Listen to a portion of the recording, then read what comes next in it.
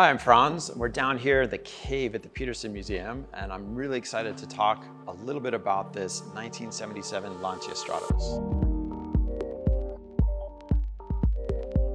This Stratos is actually one of my favorite cars, and fun fact, it's actually in my personal collection, this very car. Since I was a kid, I always thought the Stratos was really this just amazing combination of the wedge era coming to life and being extremely functional. The Stratos became the world's best rally, most winning rally car of all time. And it really proved that the function of the wedge era, this wedge design concept that started several years before, proved itself to be successful on the world stage in rallies and in racing, but also as a customer car. And this is it's an incredible car. It's, from a design perspective, it's really simple, which is what really draws me towards it. And if you look at the lines, it's really just one clean wedge and this incredible round intersection of the cabin just above it. I think Gandini was just doing an amazing job at this time, coming out of the Stratos Zero concept and turning that concept, which is really wild, really got me into what I do today, but turned that into a street-going car and a rally car. I like to say it was my daily driver, but it's not quite.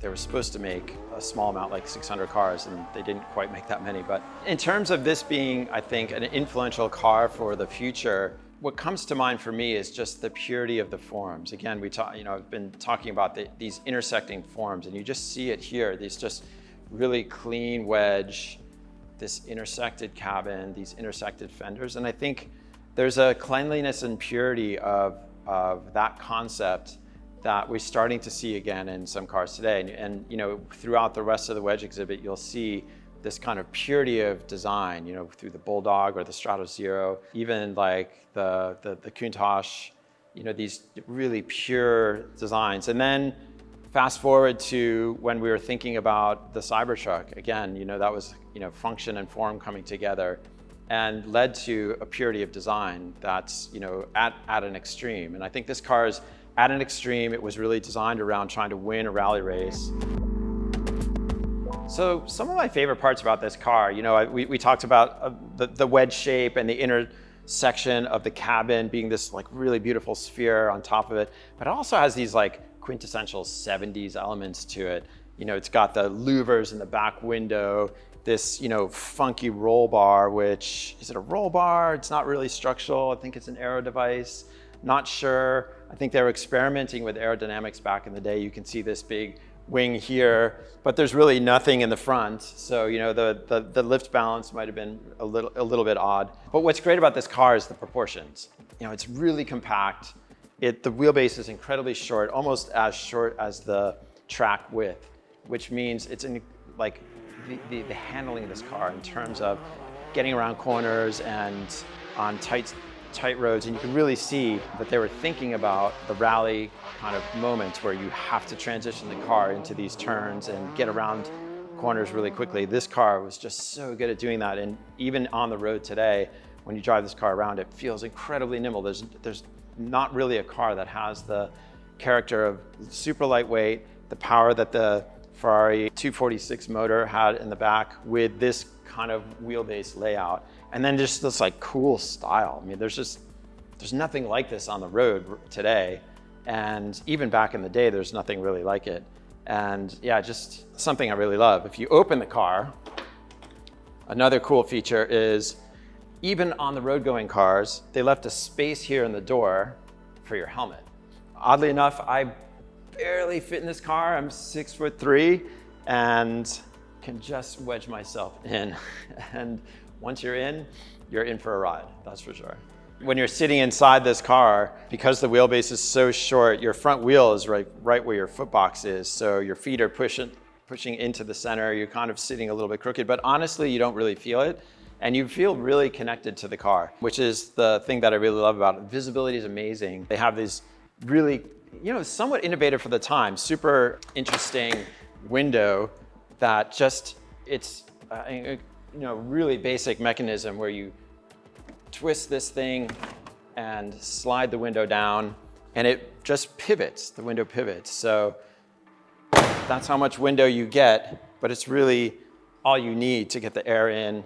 And I just love, I'm a blue fan, and I love the color combination of the blue with the gold wheels and these just really period awesome graphics that Bertone was doing back in the day. And they just put it right on the car. You know, it's just another one of those really great classic 70s vibe feel. So you feel like the car's got this modern quality to it, but has these hints of its period.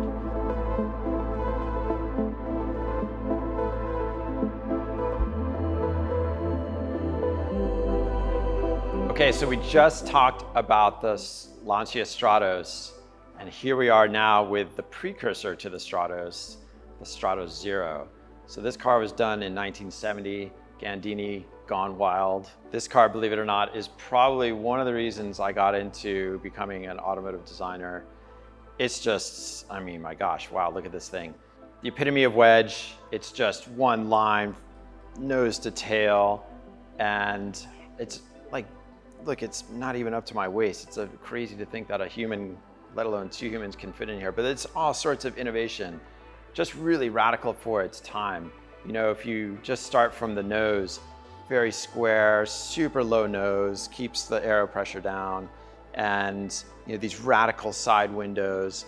The windshield actually opens up, so you climb in from the front, and there's even like a tread guard here. The logo is how you open up the windshield. You climb in over the steering wheel, pull the steering wheel down to close the windshield, and you're just nestled in this aero of a vehicle. Speaking of aeros, as you move back, you know, the cooling for the engine, it's a mid-engine, and just this really cool shape of a vent on the roof that just continues to, I think, you know, break your mind a little bit about what this car is. These wedge cars, like, you think of them as being extremely flat and really almost wooden in their shape, but you look at this car and you see this really complex geometries. Now with a car like this, it's a concept, so you don't have to deal with the bumpers and you know, a lot of federal regulations and things. But you know, the car actually, they were thinking about, you know, being able to see.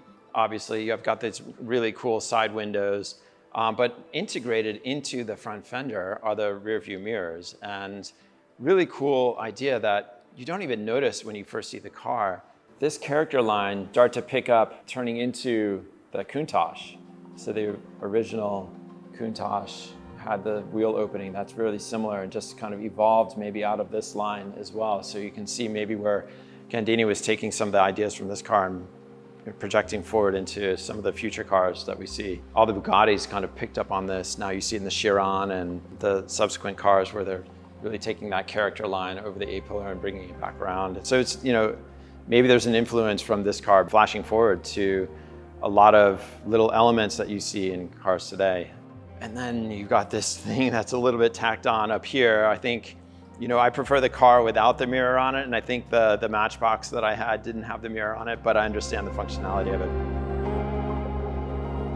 Think of this as 1970, and there's, you know, just some radical ideas, not just in the form language, that really led to the kind of wedge revolution that Gandini started, that, you know, continued to evolve into cars like the Countach and the Stratos production car, and several cars beyond that. And then you saw the other Italian design houses like Pininfarina and Giugiaro, and those guys also approaching wedge and coming up with their own language to it. But this car, you know, the stories behind it, driving, you know, underneath the marker to get into the Ferrari headquarters, and, you know, it's innovative. Like, if you look at the interior from my angle, you can see that, you know, there's a almost exact size iPad as the control panel on the left side of the steering wheel. So just super cool, forward-thinking ideas in this car. And just imagine driving something so low to the ground with this windshield that goes right down to your toes. Just epic, epic feel. The side windows, you know, right behind the rear window, you can see right down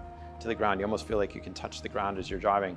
Super pure as you come to the back. This, you know, this aerographic, when you stand behind the car, it's just thrusting forward, really radical arrow-shaped louvers on this kind of sensuous, beautiful forms as it climbs over the nose and goes down to the front, and then just abrupt end, and got these awesome little exhaust pipes in the back and these really wide tires. Just super cool. I mean, the stance on this car is great, just futuristic vibe. It's like, you know, there's nothing like this car. It's like an alien landed on the streets. And, you know, it's incredibly inspirational to be around a vehicle like this that just like got mine and so many other people, kids, you know, inspired about what the future of automotive design could be.